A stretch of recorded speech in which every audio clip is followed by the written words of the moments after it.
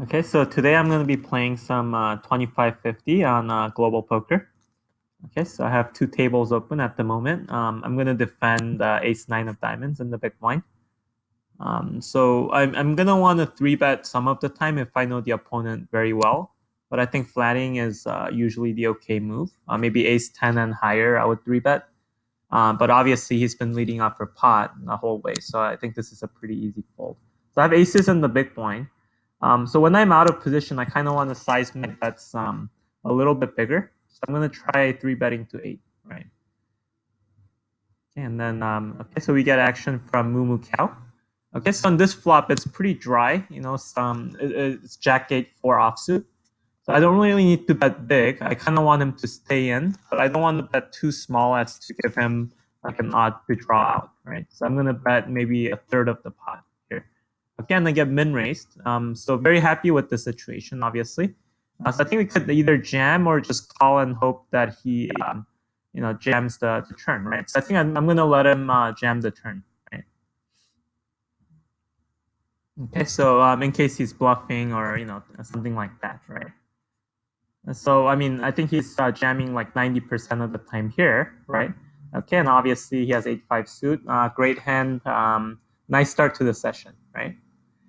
Okay, so not too much strategy to talk about so far, right? But I'm going to see if I could also add some other tables as we get deeper into the session in case things go slower. So, I mean, I think what I could do here is, add this full ring table. So I'm gonna probably want to sit here because the guys I have in marked red means that I've played them before, and it's probably not worth playing right next to them. Okay, so here I'm gonna open on the button for King 7 off. Pretty standard. I probably don't want to open less than that. I don't really want to open King 6 off. Right, and okay, so on this flop, I think I'm gonna check it back if he checks. Just because this is a board that goes pretty well with this range. And he bets for us, so that's pretty good, and I think we could just let it go, right? So you want to take more stabs at more dry pots, right? Or dry flops instead of wet ones like that. Okay, so King Jack off, and okay, so here pretty easy fold, getting 3-bet in the small blind. So we could take note that this guy is pretty good, Bluff God. So he's been sizing his stuff correctly, and for the most part, he seems solid, right? Okay, so whereas this Robbie Darko guy, he was the guy that was potting me before, right? So we don't know how his tendencies are just yet. So here, I think I want to try leading for half the pot, just because we get a lot of folds in case they don't have an ace. And we're beating a lot of the kings that are not folding. Most likely he has an ace though, right? I mean, in a lot of situations, one of them's going to have an ace, right? When we get calls from both players. So I think it's a pretty good spot where we could just check back and hope for a free showdown or a king or a jack, right? So the situation is kind of tricky, right? Because a lot of fish will sometimes lead out like that with nothing. But I think this is a spot where we pretty much cannot call, right? Even if he folds, right? Yeah, because ace is being represented as so much of one of their ranges, right? We our plan heading into the river was that we're beat, right? And we should stick to that plan and just let it go here close to 100% of the time, right? And looks like he was actually bluffing, right? So if we knew more about him, we could have made that call if he folds in the future, right? So maybe we'll take a note of that, right? So I mean, you're not supposed to, like just lead out for half or the full pot as a bluff into two players, right? Just because a scary card comes, right? Even in heads up, that would be questionable in a lot of situations. Okay, so here I think I could just let it go. I mean, I have the backdoor flush draw, but it's not really representing any of the board, right? So we could pick better spots. Okay, so yes, and the reason I wanted to add this full ring table, was to kind of demonstrate how my range might change with different positions. Okay, so and here I take a flop with King 5 off in the small blind. Okay, so that's it's not a flop that I take a shot at, just because, yeah, I mean it is kind of dry, but like I think this could have hit like one of their ranges, especially the big blind. But here, okay, I mean, it's pretty easy to just let it go with king high. Not much more to say about that. Okay, so yeah, so it looks like he's doing a lot of limping. So I mean, pretty much, I think these two guys are definitely really weak players, right? From what I've seen, right? And Vitali 25 is actually a regular at like some of the higher limit games because my roommate was telling me about playing with this player and him being actually pretty good and being able to mix it up pretty well for somebody who's playing these limits. Okay, so I have ace five off in the big blind here. So I mean he's been potting everything, right? So I mean here I don't even have a question about like whether I'm ahead or behind his range, right? So I mean I'm gonna assume that like range doesn't really matter here, right? So and it's just kind of a tough spot where I think I'm gonna need to fold again. Well, he leads out for half the pot, right? So I think I'm gonna float and kind of see what he comes at me with, right? So I mean, okay, so he checks back, right? Like we expected. So we're gonna think that our ace five here is good some percentage of the time. Okay, so we're pretty close. He had ace seven, and his kicker unfortunately played here. But I think that was a good float, realizing that he had missed the flop, right? And considering his range, right? I think that was it's reasonable for us to have flat there. Okay, so here queen ten suited, right? So I think we kind of want to mix in a little bit of three betting and out of position, we're going to want to size it a little bit more than usual. Yeah, and the reason for that is we don't want to three bet just when we have aces. Hands like queen ten suited, and he's been opening a ton of the time, right? So and queen ten suited is just going to play really well against his range, even if we are out of position, right? And because we are out of position, players at maybe not at this limit but slightly higher will recognize that you could only be opening with the tighter part of your range, right? So queen ten off, standard open four-handed, and 8-6-8 on the flop with two spades. I have a backdoor to the 10. So I think I'm going to continue here, right? Just because players I think at this limit are pretty tight, and they're not going to continue a lot if they don't have a piece of the board, right? So unfortunately we get called, and it's not a very good turn for us, right? So I think I'm going to just probably give up on the hand, right? So here I don't know if he checks. I may go for like kind of a cheekish bet. Okay, but because here I think we could kind of represent a flush that's going for thin value if he checks back, if he checks. And I think he if we fire big enough, like we might get his like six to fold, and stuff like that, right? But we're not going to try anything here, and we're just going to let it go. Okay. Yeah, so not too much I know about most of the other players at these tables. So this guy's Space Mexican, jams for 6.5. Just open gems, for 13 big blinds. So maybe he's treating this as like a set and go section, right? So here, queen 10 suited is pretty close. I think I will take a flop here, mostly because we're bored and I think I could outplay them post flop at this limit. And going three ways, queen 10 suited again is going to play pretty well, and we flop a flush draw. So here, I think I'm just going to open jam, right? Because set and go strategy, right? And we get called by 8-6 off, and he outdraws us right on the flop. Okay, so that kind of sucks, right? But we lost the race. Jack 9 suited against 8-6 off, all in pre-flop. Okay, and then here I'm gonna peel with the flush draw, right? Yeah, just because we have a lot of implied odds going in, right? So and then we turn the queen, right? So this is a pretty tricky spot if he pots again, right? Because I don't think our hand could be treated as much stronger than it already is, right? But if he let out for the full pot, I would have been inclined to fold. But he leads out for half the pot, right? So I think I'm going to take a river and hope that we improve in some way, right? Because okay, so we don't improve. However, we could hope that he checks back. So ace five off, I'm going to continue here, to protect my five, and because just kind of polarize everything, right? So this is a very tricky spot, right? So he led for half the pot, and then he jams on the river, right? So I mean, I'm wondering what he could have. So I mean, I think I might actually call here, right? Because we hit our queen, and like I think we get stacked here a decent amount of the time, but I don't know if there's anything more we could do, right? Okay, so let's see what he has. Okay, and he actually had top set, right? But I mean, I think this is just a really shitty spot where we have to be getting stacked at least some of the time, right? Like not knowing much about that player, right? Then he's got that sweater avatar, right, which means he's a major donk. It just sucks that we happen to run into the top set that time, right? Okay, and then pocket jacks next hand. Okay, so let's see how people play, and we kind of want to like ISO to a big amount here, right? Especially because we got stacked last hand. It's kind of maybe looks like we're tilting.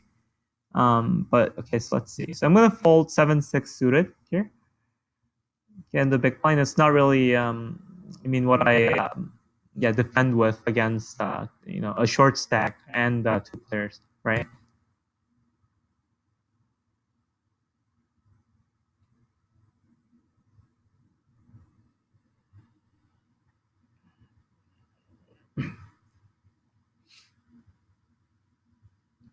Okay, looks like that player just stacked us and just hit and ran, basically, right? So I mean, let him enjoy his $50 or whatever. Okay, so let's see.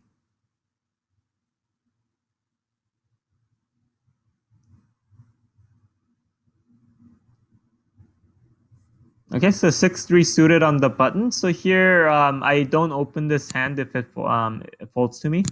I think I would open like 6-4 suited, just because I always believe in like just folding like the bottom portions of your range as a way to balance.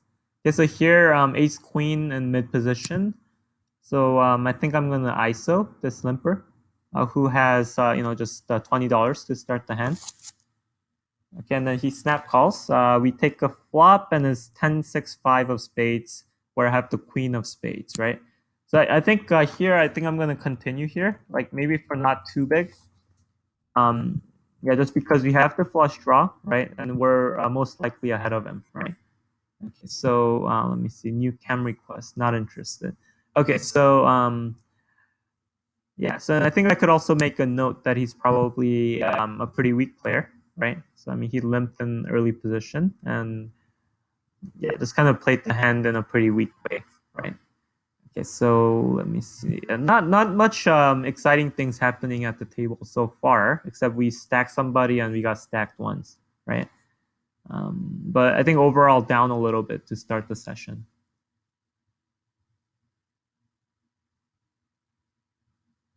Okay, so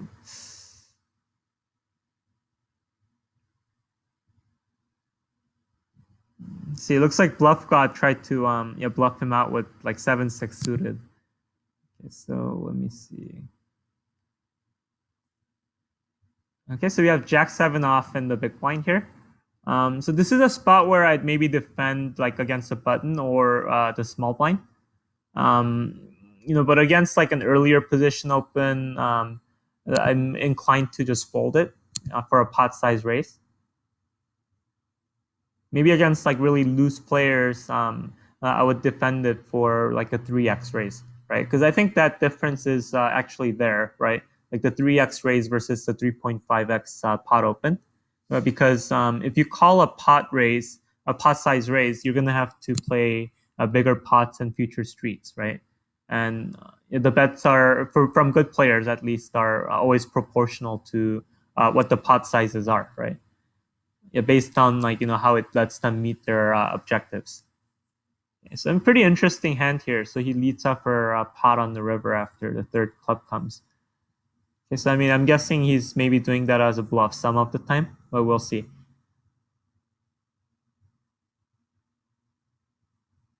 So I think 4-bet light I've played before, and I remember him being just kind of like a fishy player, right? As in, I think he tried jamming like $100 or something, like into like a $25 pot, right? And yeah, I mean, not much I know like remember from that session other than the fact that he did that.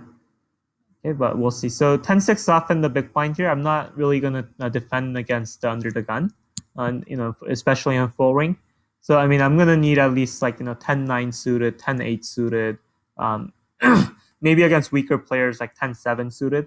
But those are sort of what I'd be looking for in terms of defending, or like any pairs or like suited aces, right? Okay, so here I'm just gonna let go of queen five off.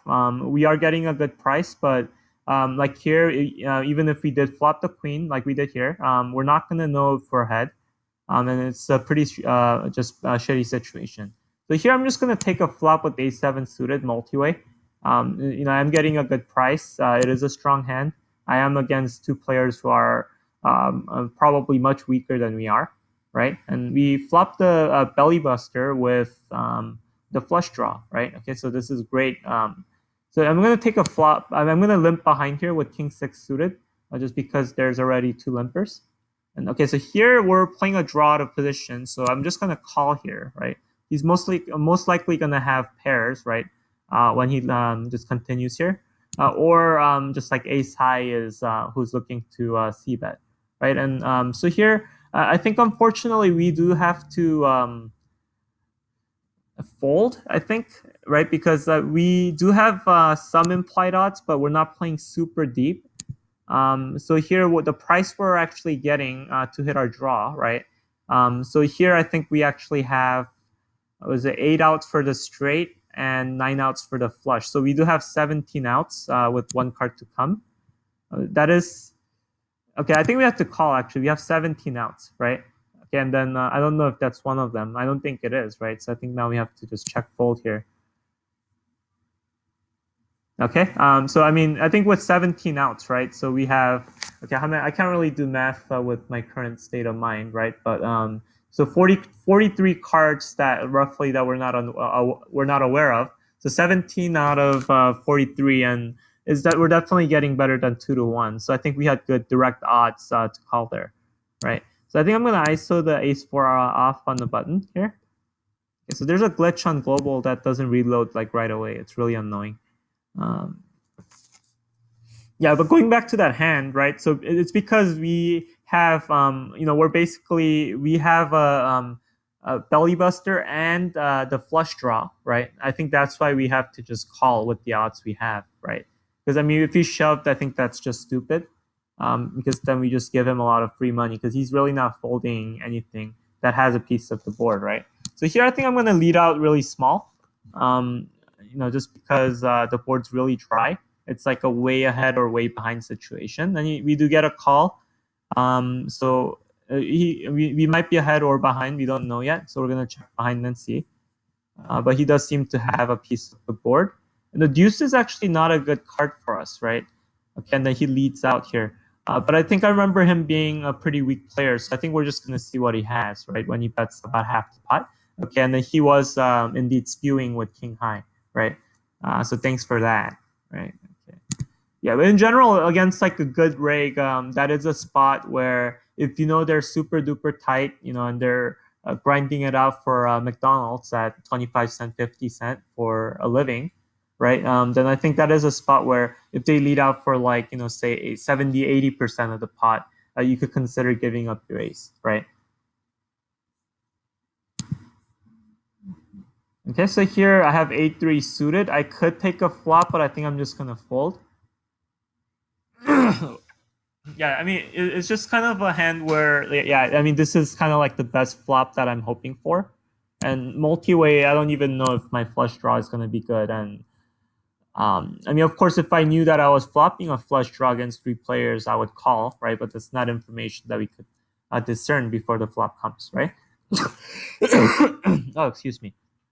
Okay, so we're open-ended in Tuscaloosa. So I think I'm going to check this back to balance our range, just because no turn is really that terrible for us, right? I mean, this turn is amazing, and we should have bet it because we end up turning the straight, right? So here, I kind of want them in, right? So and I think here we're kind of like repping too much. So I'm going to try betting kind of small, right? Um, so I mean, because it's just like we have the nuts here, right? And they probably don't have a flush draw. I mean, they could, but I think the small bet will hopefully get some of them to call, right, with a hand that they shouldn't have been calling with, right? But because we bet small on the turn, I think I'm going to try to trick them and bet bigger on the river, right? So I mean, it's a spot where I could have been betting my flush draw on the turn and miss, right? But unfortunately, I have the nut straight, right? So this is a spot where we're going to be getting called a lot from like just lone pairs, right? And I think that's a pretty good way to play your hand kind of tricky, right? Like on the turn, you would bet slightly less than the pot to make it look like you have a weak hand. And on the river, I fired about like 80% of the pot or close to it. Just disguising it as a bluff, right? There's tons of missed draws on that board, right? So we're gonna want to go with the very big sizing there. And I think I don't even like mind actually going bigger than that, in some cases. And I think this guy it does qualify as like a calling station. So I think that's a spot where I could have potentially fired the full pot and gotten him to call. But I think generally like 80% of the pot as like your value size, um, yeah, it is pretty good to go for, right? I mean, especially when you have an aggressive image. Like if I have a tighter image, I might go for like just half size bets or like half 50-60% of the pot, just because I think people realize that I'm really tight. But I mean, the idea of table selecting is so that you don't have to play people who care about that, right? Um, so that's something to definitely keep in mind, right?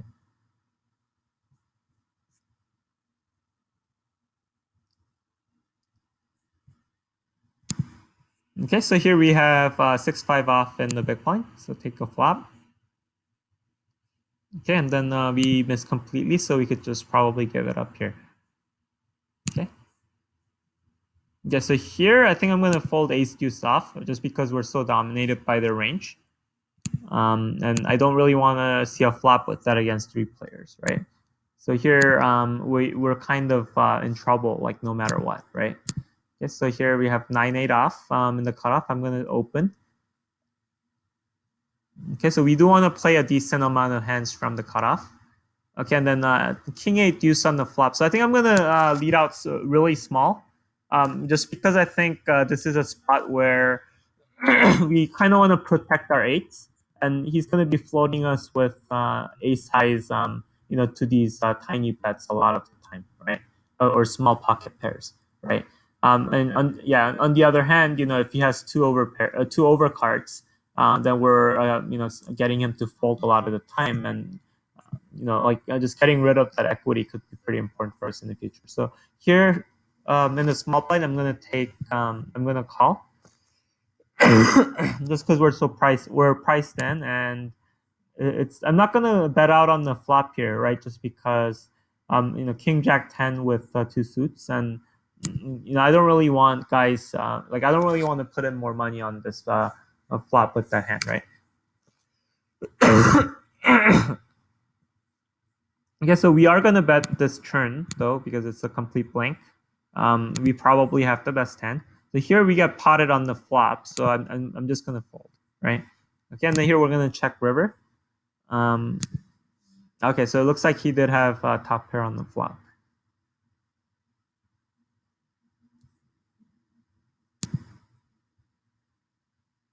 Okay, so we have king 10 off in the button.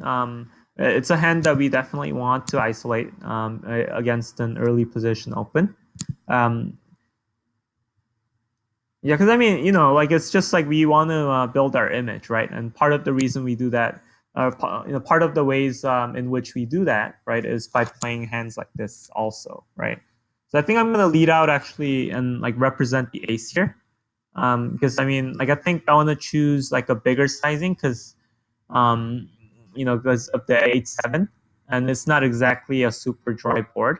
Unfortunately, we got called, so I think he has an ace like as a big part of his range, right? So I mean, it's kind of a crappy spot, but it's a spot that we will run into often when we isolate with marginal hands like king 10 off, right? So I mean, I don't know if I would I don't think I would ISO with king 9 off. So like against an early position open. I think sort of like maybe king 8 suited and king 10 off would be my cutoff for opening, right? So I think I'm not even going to complete the big blind here, right, with 5 deuce off. But I am going to open with ace 4 suited, right, on Tuscaloosa. So I mean, in 6 max, I pretty much want to open suited aces from any position. I also open suited aces from every position in full ring, but it's not something that like you have to do, right? So I think that's if you want to add in more hands to the range. So I'm going to check behind on this flop, just because it's just max's range, and he's not likely to bet if we have him beat, right? Because it's a spot that he's cognizant of as well. I mean, he bets 50 cents on the river, right? I mean, we're just gonna look him up, right? Getting what is this, like 8 to 1, right? So I mean, it's just like information purposes, and maybe he thinks just like 50 cents is enough to fold me out after missing a flush draw, right? There is like a if we think there's like a 12.5% chance of that happening, right, we should call. And I think based on how retarded he has shown himself to be to us, I think that's a fair assumption to make. Okay, so we get 3-bet huge here, and I think I'm just going to let go of ace 10 off, right? So, okay, we have aces here in the big blind, so I don't really want to lose him, right? So I think I'm going to go for a slightly smaller open, right? And I'm gonna check back queen jack here, right? Because there is an ace on the flop. We're not getting any better hands to fold, right? So he leads up for a third of the pot on the turn. So we're gonna obviously call. Okay, and then we flop a full boat on Tuscaloosa. So I think I'm gonna check this back, right, and maybe give him a chance to catch up or something, right? So and looks like we do pay off on that table. So I mean, it's just like fairly standard, right? Okay, so we do check back and queen of diamonds on the turn. I mean, at this point, I'm just wanting him to bet, right? So he doesn't. So I think I'm just gonna lead out for, make it look like a bluff, right? So I mean, I don't even know, but we do have to start building the pot at some point, and I think even to a dollar, he's gonna be folding a lot of the time, right? But hopefully, he is the type of player who will float here with a king queen or something, right? But it looks like he did miss completely, and okay, we take it there. Yeah, so let's see. Okay, I'm gonna fold here. Yeah, so what I noticed is like a lot of players at this limit, like the 25-50, they don't tend to really bluff or even semi bluff like a lot of the time, right? So like a lot of the winning players at these limits, they'll just kind of stick to their philosophy of like no set, no bet, right? It's and, they just kind of wait for their hands. Like I mean, a lot of them are very loose with the pre-flop selection, but like for the bigger bets, especially if you want to juice a lot of value out of them, you kind of have to like first build your image as like a maniac and kind of own them when they least expect it, right? Okay, so we have king queen off here on the button. I think I am going to ISO because he posted an underdog +1. I think if it was two limpers, it would be a spot where we could go for a limp behind, right? Because we're not going to be crushing their both of their ranges. And I think king queen is a hand that plays very well post flop and six handed with position, right? So I think seeing a flop in position would be a decent way to proceed as well, right? Okay, and then we okay, so we take down the blinds, and that's not bad, right? Okay, so king 10 off, so I will ISO again if it folds to me. So there's two callers, right? So I mean, I don't think I want to go bonkers this time, right? So I think I'm gonna limp behind, right? Just see a flop. Because if I ISO, then first of all, Pagan has only $10 left. Just 40 big blinds or so, and we kind of get in a situation where we often have to stack off to light against this range, right? And king 10 off is definitely not beating both of their limp ranges, right? Um, okay, so we have ace 4 off in the big blind at the table, Howell. Okay, so if it folds to us, it would be a standard defend, right? Even multi-way, right? We just don't want to call a 3-bet, or we don't really want to fold, right? Because we only have to call a dollar to win 525, right? So maybe enough said. Let's see a flop. And okay, so we flop top and bottom, right? Okay, so this is a flop where we're gonna hope somebody has an ace, right? So we're not gonna slow play. Um, so we're gonna hope he has like ace king, right? So and this is a flop where okay, so on the table Macon we flop trips, and we'll get back to that one. But he does lead out for pot, right? And I don't think there is really a lot of bluffs in his range, right? So I think I'm gonna make this I'm gonna raise kind of small to 18, and then just jam, or hopefully he jams and then we call, right? So then okay, so I'm just gonna check call on Macon. Okay, and then so we have quads, right?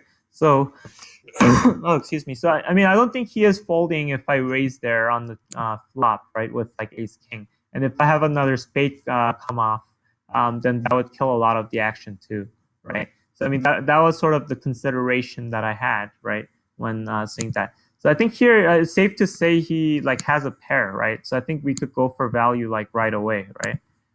So I mean, it's just like so I think you could call, but I think I'm gonna go for a raise here, right?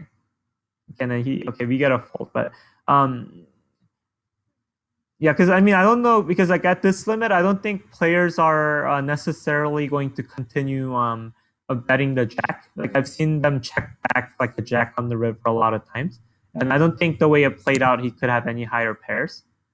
So I mean, it's mostly just the jack at that point, right?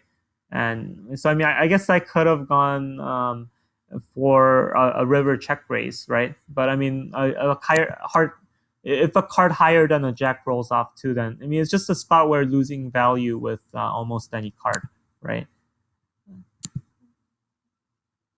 So I mean, I think maybe I could have sized it a little bit smaller to maybe around like 6 to 650 range.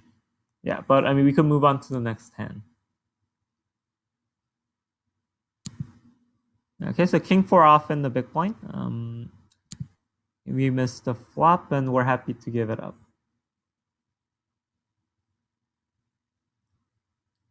Yeah, so I mean, I think this guy just like spews with like nothing. So I mean, considering that, it would have been good to yeah, just I think call the turn and then play some rivers, right?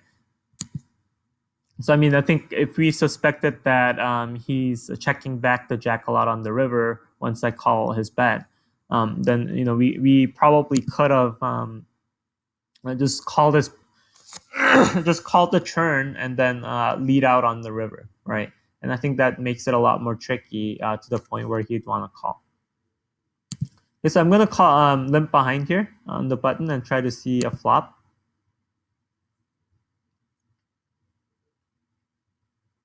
So I think king deuce suited kind of plays really well post flop, especially in passive games like this, where we almost always will not get raised unless they have a premium holding.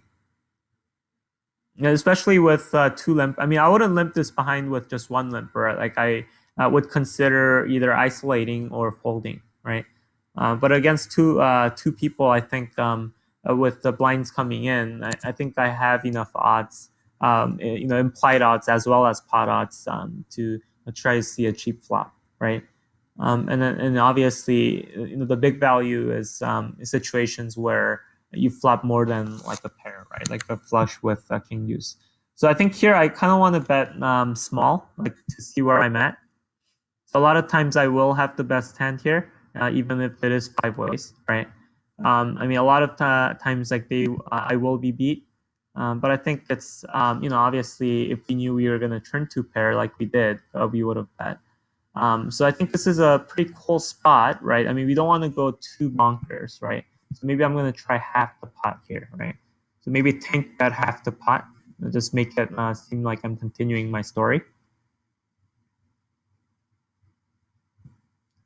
Well, it would be a really bad spot if we did get raised, though, right? So I mean, I would consider a fold if we got raised really big, right? Just because we haven't really been playing that aggressive, and so here it's kind of a like not too great of a spot, right? Because we're kind of hoping. I think we're just gonna go for half the pot, right?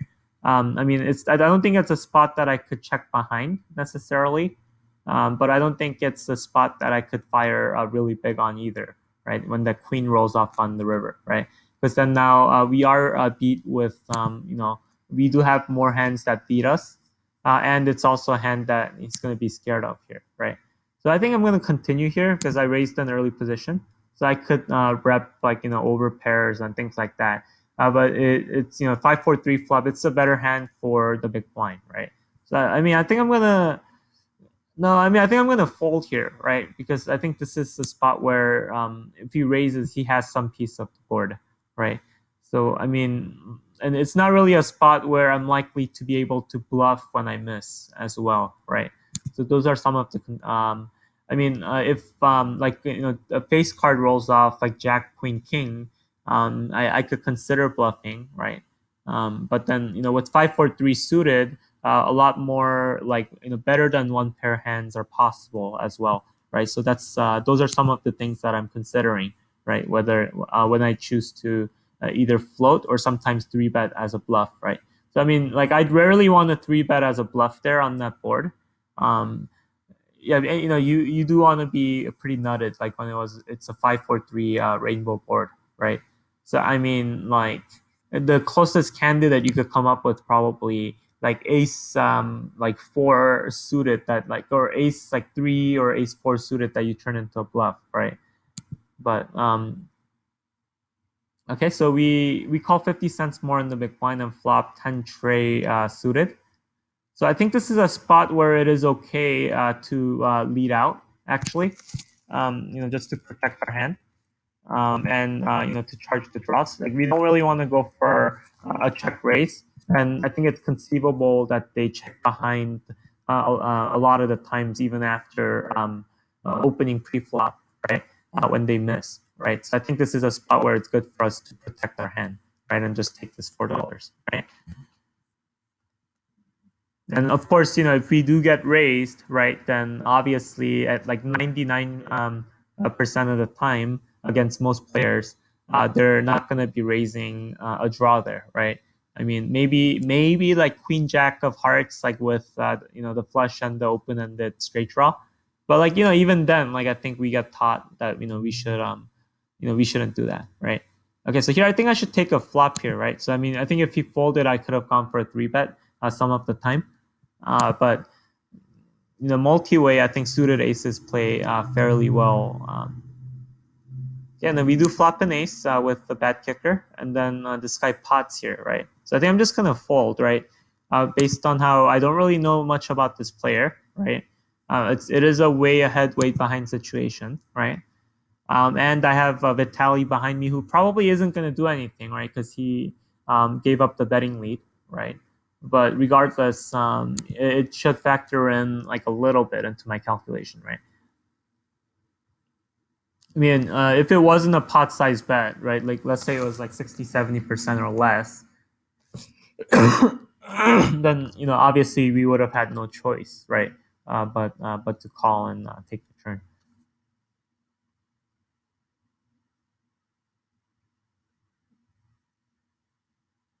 Okay, so there's king four off and the cutoff. Like I generally don't like to open this hand. Like I said, I like to open hands like suited kings, and I prefer like a queen five suited as opposed to a king rag offsuit. So I mean, I think the main consideration is are we balancing our range and are we can we make some good hands with our hand post flop, right? I mean, I think that's just to put it in like the simplest terms. Okay, so I think here with 7-6 suited, we might just call 50 cents because we're closing the action. Okay, so now we could just fold because it's three, but because I mean, I think it's a spot where we should have like a 7 or a 6 as an out most of the time, right? For just 50 cents. Okay, it looks like we didn't have any of them as the out this time, right? But anyway,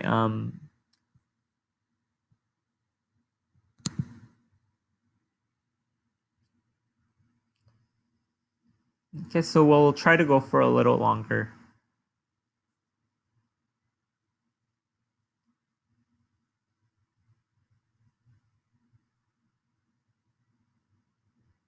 Yeah, so I mean, I don't understand how like some of these guys take like 30 seconds to make like every single move and like time out like, once every three hands, right?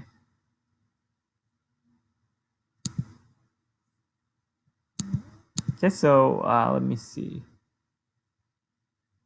Yeah, so here it's a weird situation. It's like a raise and a min three bet, right? So I mean, if we were to four bet here from small blind, like I think I kind of want like at least like jacks or queens, right? Or like ace king, right? Like I mean, I think that's a spot where I'm folding like ace queen. So here I have king nine off, right? And I think I am gonna throw in like a half size bet with this hand. I mean, we're probably like not getting called by worse a lot of the time, but the reason, I mean, that's kind of like a blocker bet, right? So I am willing to pay half of the pot, right? But like, I mean, I think if the other guy had like, better king with a better kicker, oftentimes he's betting more. And I don't think he could really raise us with just a lone king on the river, right? Unless it was like, like ace king and like, he's somehow in like a leveling mood, right?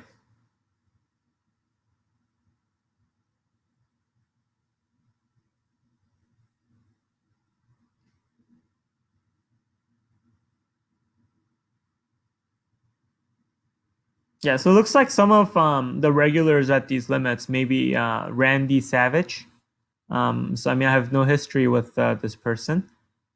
So I mean, like my read on him so far is that he seems to suck, but he does grind it out at these limits. Maybe to pay for his weed or something like that.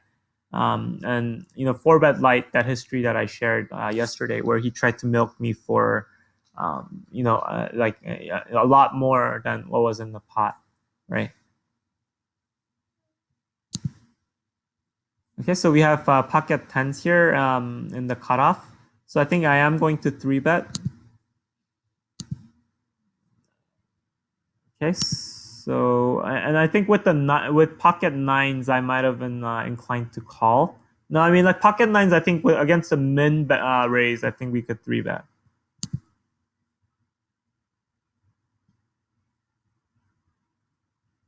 Okay, so he leads out min on the flop, so I think we're gonna call, right?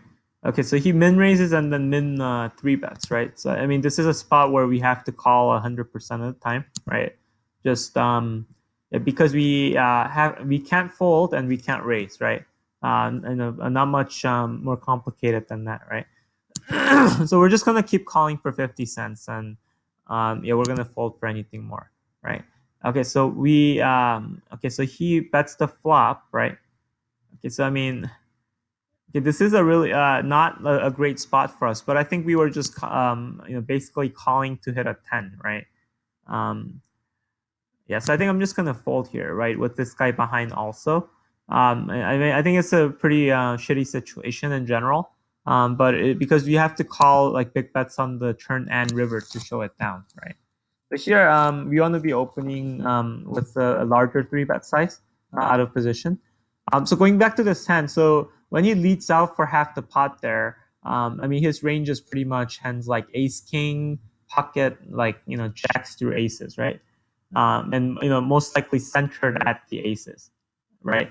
Um, okay, so here I kind of want to just check here, right? Because I block everything, right? Um, yeah, it's kind of very hard for him to really have any piece of this, right? Yes, and I mean, I am going to hope that he improves in the future, like here. So I mean, here I think I do need to start building this pot. So I'm going to bet really small here, right? Never want to lose him, right?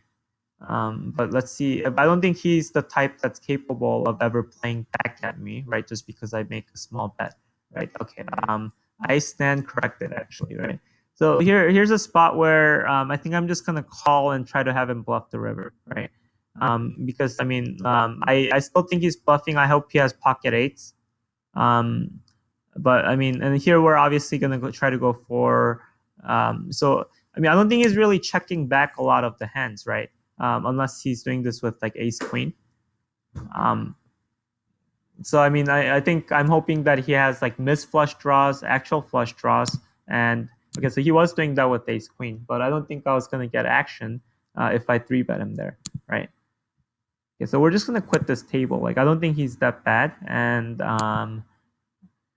yeah, so like, but there, like, I think, if he has a missed flush draw, it's better to give him a chance to bluff at it. And also, if he hit his flush, he's going to obviously bet at it for value.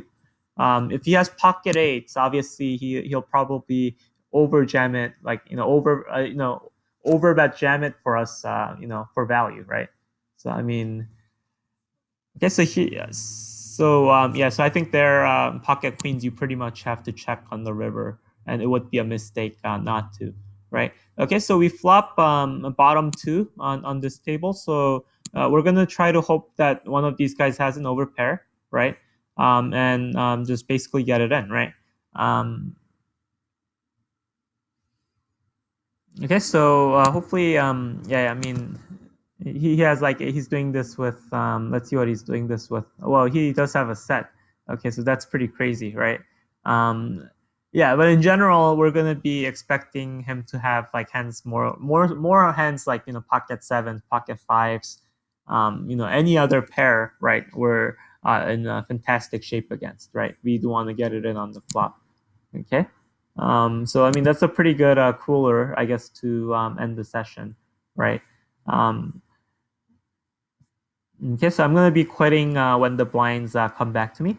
Um, yeah, so I mean, like this Randy Savage guy, I think he definitely kind of knows what he's doing.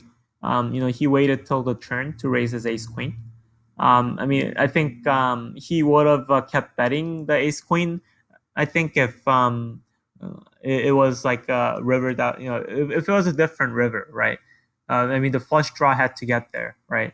And then he knows. I mean, like when I make that bet on the turn, I am repping a flush draw, right?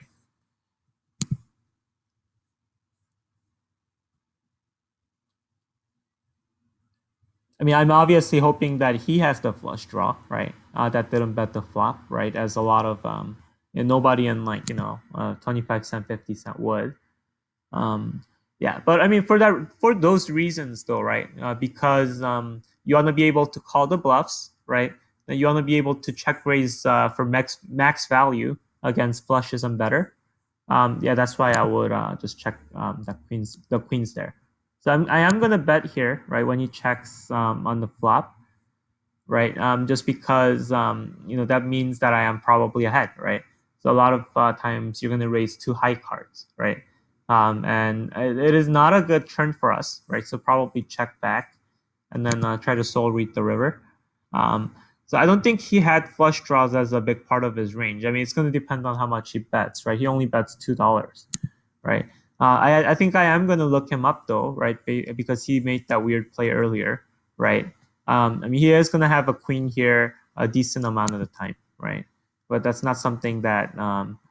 Okay, so he's 6-3 suited, right? So I mean, way too much credit. But I think that's a spot where we have to call, right? Just because we believe that we were ahead on the flop, right? I mean, I think there is a saying that nothing's gonna be as good as your instincts, right? When it comes to knowing whether you're ahead or behind, right? So I mean, like as yeah, experienced poker players, you should have a feel for whether you're good here or you're not good here, right?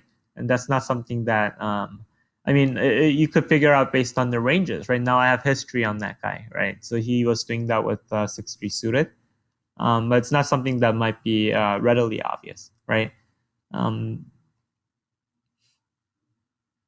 yeah, and I think another important note is that fish tend to overbet, bet on the higher side if they're doing it for value. um and they tend to bet like less than pot, or like like less than half a pot, half pot size, right? If they're doing that as a bluff, right? So I mean, I think that's very important consideration in most of the hands, right? So like the 5x open here, right? So I mean, I assume it's a strong hand. Like, I mean, it's kind of funny because just because it's like a 5x open, it doesn't necessarily mean that it's going to be aces or like ace king or something like that. Like, although I think it is more likely that it will, based on what I just said, right? Like fish tend to bet bigger with stronger holdings, right? Because I mean, the idea is that the fish are fixated more on their hand rather than the hands that they're of their opponent, right? That they're trying to play, right? Um, yeah. So, and I think a lot of times it's easy to overcomplicate things, but I think against fish, just keeping it simple would be the best way to do. So last hand of the session. So we have pocket sevens under the gun, and we get three bet by Randy, right? Who we said was pretty decent for these limits. But because the big blind cold calls three bets, that I think we'll obviously call. I mean, against him too, we do have the odds to set mine there, right, for a grand finale, right? But obviously, we don't hit it. So I think this is a spot where I think it'll go. Okay, so I think we have to fold here, right? Because you have Randy behind, and he hasn't even had a chance to bet yet, right? Um, yeah, so I mean, like I think if it went like check check and then he fired half a pot, we could consider floating or just taking one off. Understanding that like he's going to be betting like his flush draws and sometimes missed ace kings or like those type of hands, right? But in general, I think it's okay to fold here and then just kind of play it passively on the flop or the turn, right? So I mean, maybe we'll just see what these guys have, and then end the session, right? So it looks like I mean, my prediction is Randy's gonna win the hand, but like, okay, anyway, okay. So thanks for watching this video, and have a great day.